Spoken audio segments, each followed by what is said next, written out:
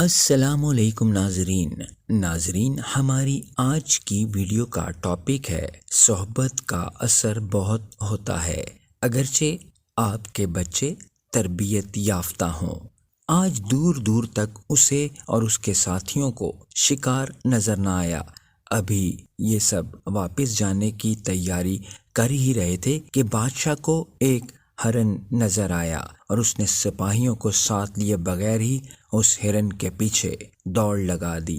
ہرن بھاگتے بھاگتے گھنے جنگل کی جانب آ نکلا اور اس کے پیچھے پیچھے بادشاہ بھی، لیکن ہرن اچانک نظروں سے اوجھل ہو گیا اور پھر بادشاہ کو احساس ہوا کہ شکار کرنے کے چکر میں وہ کسی انجان راستے مڑ گیا ہے۔ بادشاہ ایک درخت کے نیچے یہ سوچ کر بیٹھ گیا کہ میرے سپاہی ضرور مجھے ڈھونڈنے نکلیں گے، تو یہیں بیٹھ کر ان کا انتظار کرتا ہوں۔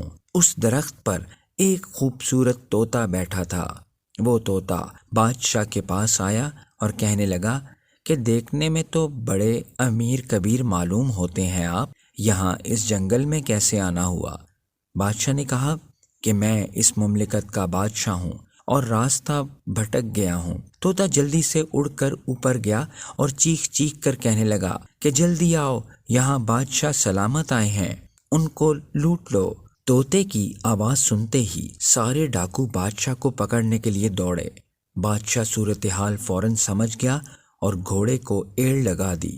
سرپٹ گھوڑا دوڑاتے دوڑاتے جنگل میں اور اندر کی جانب چلتا گیا اور ایک گھنے پرانے درخت کی چھال کے اندر چھپ گیا۔ ڈاکو اسے تلاش کرتے ہوئے آگے بڑھ گئے۔ ابھی بادشاہ وہیں چھپا ہوا تھا کہ ایک معمولی چھوٹا سا پرندہ اس کے کاندھے پر آ کر بیٹھ گیا اور کہنے لگا، گھبرائیے مت، یہاں قریب میں میرے بزرگ کی کٹیا ہے، میرے ساتھ چلیے، کچھ دیر آرام کیجیے۔ بادشاہ نے گھبرا کر کہا، تم بھی کہیں ان ڈاکوؤں کے ساتھ ملے ہوئے تو نہیں؟ پرندہ بولا، نہیں جناب، میں تو ان بابا جی کے ساتھ یہاں رہتا ہوں، آپ پریشان نہ ہوں، میں آپ کو دھوکہ نہیں دوں گا۔ بابا جی نے بادشاہ کو دیکھا تو سمجھ گئے کہ راستہ بھٹک گئے ہوں گے یہ صاحب۔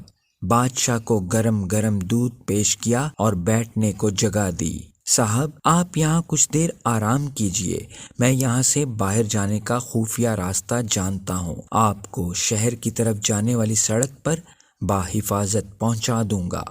بزرگ نے بادشاہ کے چہرے پر شدید پریشانی دیکھی تو استفسار کیا۔ بادشاہ نے ساری آپ بیتی بزرگ کو سنا ڈالی۔ سب کچھ سکون سے سننے کے بعد بزرگ نے کہا کہ وہ خوبصورت طوطا ڈاکوؤں کی سنگت میں رہتا ہے اور یہ چھوٹا سا پرندہ میری سنگت میں، یہ تو بس صحبت کا اثر ہے۔ جی سامعین، یہ کہانی ہے دور حاضر کی نوجوان اور ان والدین کے لیے جو اپنے بچوں کے دوستوں پر نظر نہیں رکھتے۔ ہم سمجھتے ہیں کہ بھائی ماحول کیسا بھی ہو، انسان خود ٹھیک ہے تو سب ٹھیک ہے، مگر نہیں جناب، صحبت انسان کو بدلنے کی طاقت رکھتی ہے۔ اچھی ہو یا بری صحبت انسان کی شخصیت پر ایسے نشان چھوڑ جاتی ہے کہ جس کو مٹانا ناممکن ہو جاتا ہے۔ بری صحبت تو کوئلے کی مانند ہے، جو گرم ہو تو ہاتھ جلا دے اور ٹھنڈا ہو تو ہاتھ کالے کر دے۔ ہمارے بزرگ بری صحبت سے پناہ کی دعا مانگا کرتے تھے، اور آج ہمارا یہ حال ہے کہ ہمیں معلوم ہی نہیں ہوتا کہ ہمارے بچوں کے دوست کیسے ہیں، کن گھرانوں سے تعلق رکھتے ہیں، ان کے گھر کا ماحول کیسا ہے۔ یہ سب باتیں جاننا تو اب اخلاق کے خلاف سمجھا جاتا ہے۔ بھائی وہ اپنے گھر میں کیسے بھی ہوں، ہم نے بہت اچھی تربیت کی ہے اپنے بچے کی۔ ایسے نادان والدین نہیں جانتے کہ صحبت تربیت کے مد مقابل آ جاتی ہے۔ اپنی اور اپنے بچوں کی صحبت کی فکر کریں اور نظر رکھیں، ایک حسین نسلی طوطا کیسے ڈاکوؤں کے ساتھ رہ کر ان کا ساتھی بن گیا، اور ایک معمولی سا عام پرندہ کیسے ایک نیک انسان کے ساتھ رہ کر نیک اور خاص بن گیا۔